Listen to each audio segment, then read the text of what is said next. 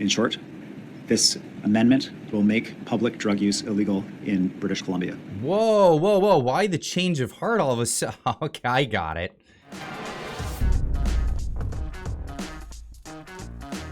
Now, this was massive news, and massive news like this always drops on a Friday evening or Friday afternoon. So this is why I'm actually reporting on it here on Monday afternoon, so everybody gets a glimpse of what's actually happening here. This is from Brad Viz on Twitter, on X, whatever you want to call it these days. David Eby is finally admitting that the the NDP's decriminalization experiment has failed, but his request doesn't go far enough. It's time to end the experiment entirely. Of course, yeah, he's referring to the fact that we need to do this federally. Of course, we're going to get into that later.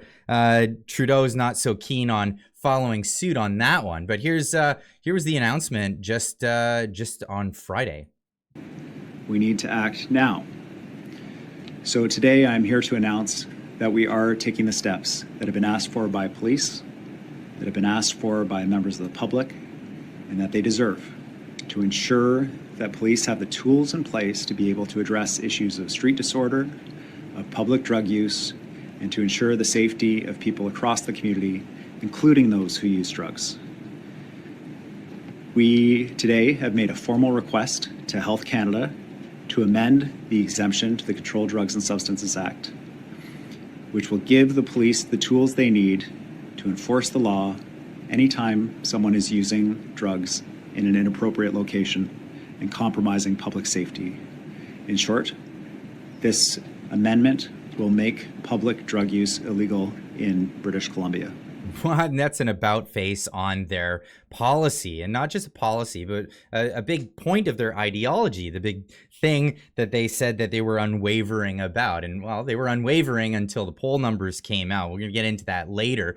But here's an article here. BC has banned all illicit drug use except inside people's homes. So this is not a complete reversal. This is just, it's a compromise, but it's them listening to where the real harm is happening is on the streets here. Because BC, again, saying that drug checking sites or supervised consumption areas. So the illicit substances will still be available or allowed to be used in these areas. But this will be rolling it back from where it's tremendously on the streets.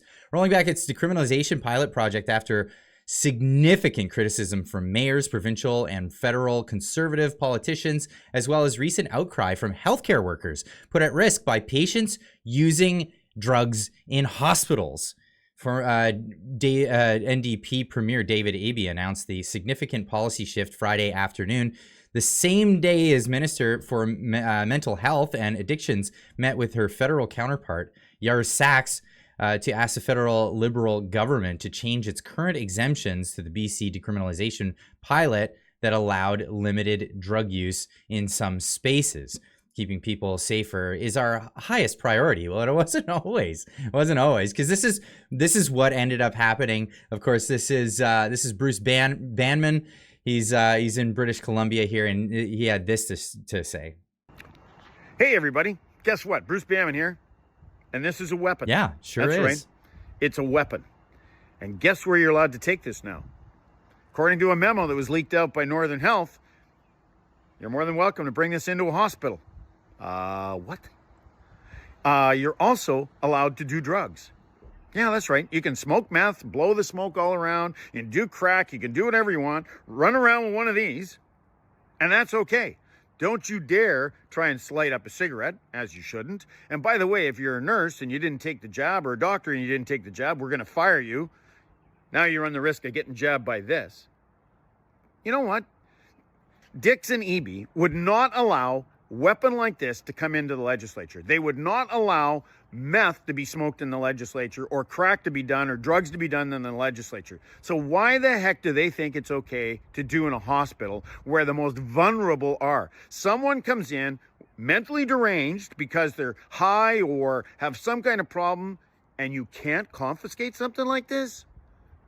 This is insane. Talk about the EBGBs. This gives me the creeps, and it should give you the creeps as well.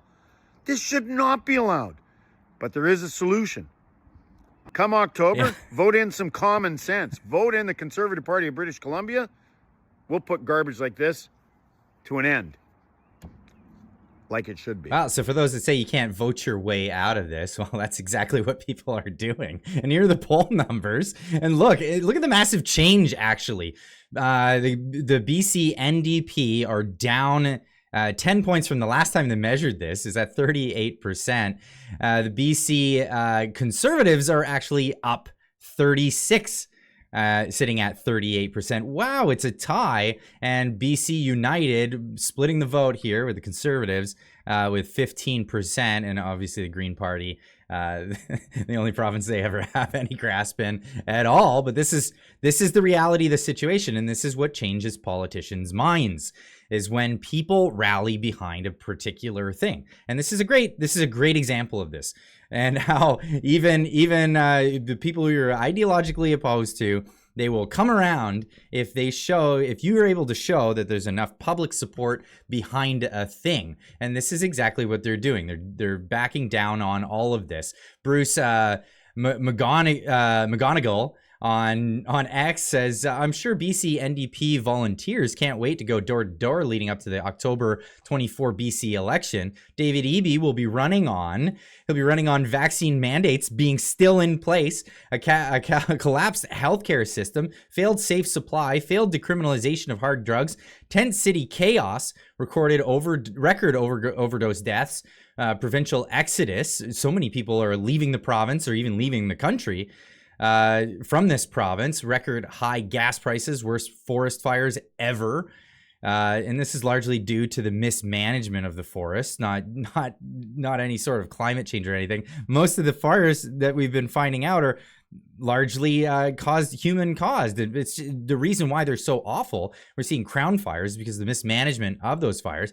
Dikes left to fail for years. We're worried about floods in a lot of British Columbia towns because of these dikes possibly letting go. A soft on Hamas approach, and while holy cow, you can see that here. What we heard over the weekend, just in Vancouver, you might say, oh well, they're just doing. Listen to the rhetoric. And that we stand with the Palestinian resistance and their heroic and brave action on October 7th. And they said, long live October 7th. And we say today, long live October 7th. Yeah, that's disgusting. Absolutely. What else here? We got David Eby's legacy of out of control crime, the least affordable province in Canada. Absolutely the worst. Soji, which many parents, as soon as they find out what that even is, are terribly opposed to it. Gender identity. Bill 36, just for starters, for those that don't know, Bill 36, that was the amalgamation of the colleges of particular doctors, whatnot, and basically the government taking over that. Instead of them being able to oversee their own professions, it's now the government overseeing their professions, which led to more nurses and doctors being fired from their jobs for their personal health choices. Bruce McGonigal also saying harm reduction in British Columbia has magnified community decay and the suffering for addicts. The addicts are suffering more because of this. This isn't helping them. It's not helping the community. It's actually largely a giant failure. Jagmeet Singh and Justin Trudeau have spent the weekend ignoring David Eby's pleas to help to get a handle on the very mess that they all created. The only politician I see making a stand is Pierre Poilievre. That's right, government-funded harm reduction services. And here's British Columbia drug addicts being harangued by this. But yes, of course, Pierre is the only one standing up in Parliament over this. After 9 years, this Prime Minister is not worth the drugs, disorder, death, and destruction. In May of 2022, he granted the BC NDP government's request for a criminal code exemption to allow crack, meth, heroin, and fentanyl use in parks, coffee shops, hospitals, beaches. Overdose deaths since exploded to a record-smashing 2,500 lost lives. The BC NDP government has reversed course and asked the federal government to recriminalize some hard drugs. Why won't this Prime Minister recriminalize these deadly drugs? The Honourable Minister for... I'm not gonna lie, the response is a lot less. I'll leave a link in the description down below. It doesn't respond. Hey, guess what? Question period is all about questions and not about answers. But yes, this is what's happening in British Columbia. Here's Ryan Garrettson saying quite a change over just a year in British Columbia provincial polling. That's right. Wow. Has it ever changed? And look, the Conservatives, who are the only ones who have been speaking out against this stuff, are the ones who are soaring in the polls. Exactly. That is what happens. Again, it's happening nationwide as well. We're watching it happen in real time. Yes, you can vote your way out of a lot of this stuff, and this is exactly what people are going to do. But hey, let me leave this with you guys. Leave a comment in the comment section down below. Let me know what you think.